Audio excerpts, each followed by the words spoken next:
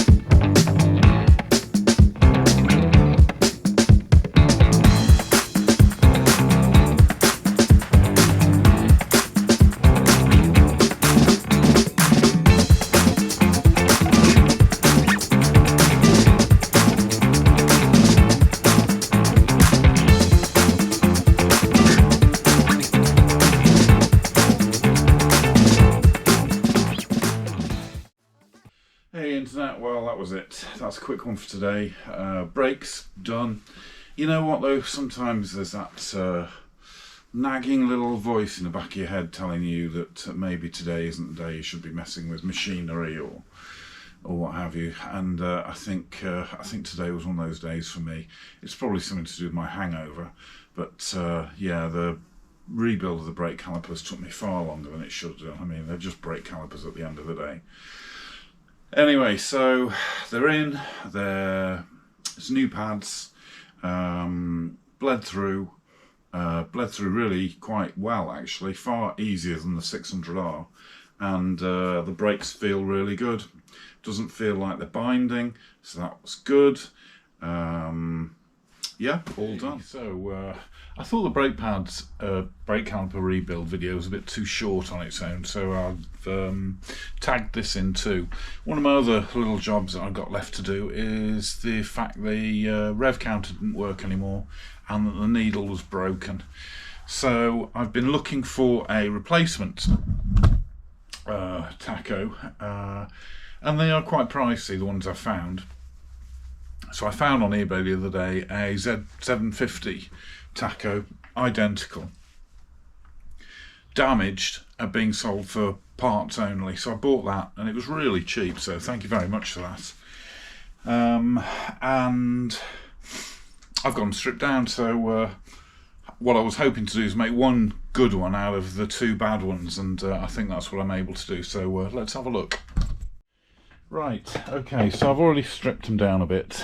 This is the one I've bought off eBay, and it looked in really good condition. Well, pretty much. There's a bit of a dent in the side of the casing there, which wasn't bad, but it must have suffered some sort of massive impact, because this is broken off completely. And this should be fixed in there. And that holds that magnet at a particular distance and angle from that cone, and how it works is as this is spinning, this turns, and which is what gives you the so I'm just trying to hold it out of the way, sorry. That's what gives you the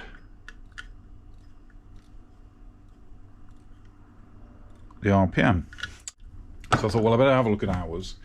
So I've stripped hours out, and a couple of things, well, the obvious things were really that this, so the inner sleeve, the actual part that turns with the or by the cable, which gives you the movement up this end, was seized completely. It was absolutely filthy dirty.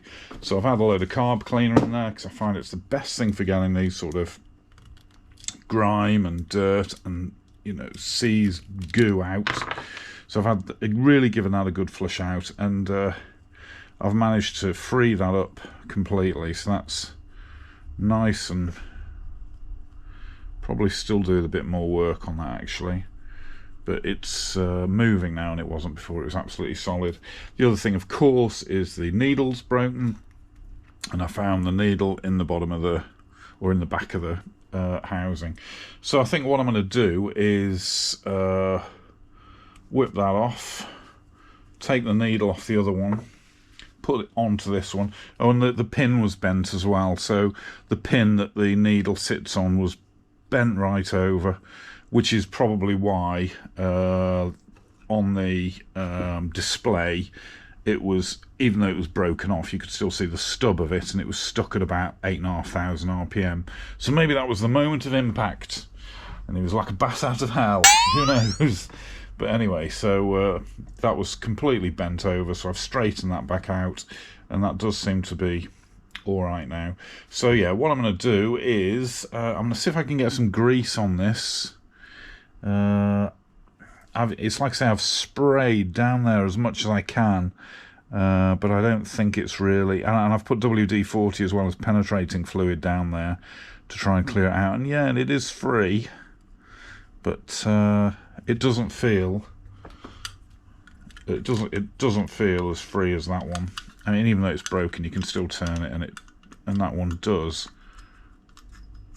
turn quite a bit easier than this one. I mean, it's still not bad, but I think if it's sticking, you're going to get a slow to drop tacho, and maybe slow to go up as well. So we need to see if we can get some more lubricant in that. Yeah, it just feels a bit sticky there.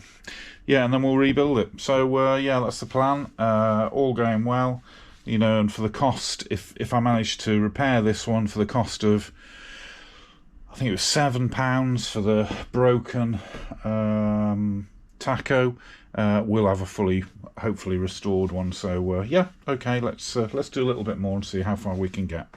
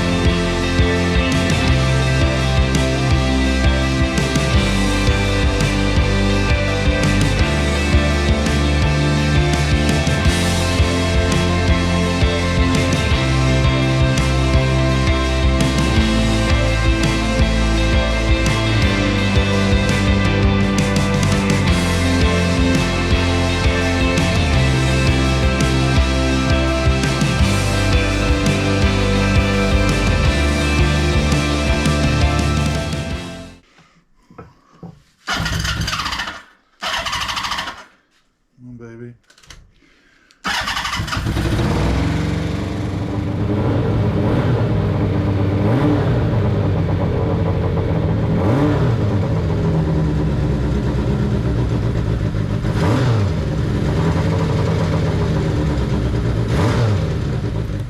Great, that works treat. So that's another job ticked off the list. As I say, bit of a mismatch of a video today, but hopefully we'll be getting back on track now. So yeah, looking forward to doing the next video already, and I'll see you next time. Thanks very much for sticking with me, and apologies for the bit of a gap in the filming. So thanks very much, internet. Bye.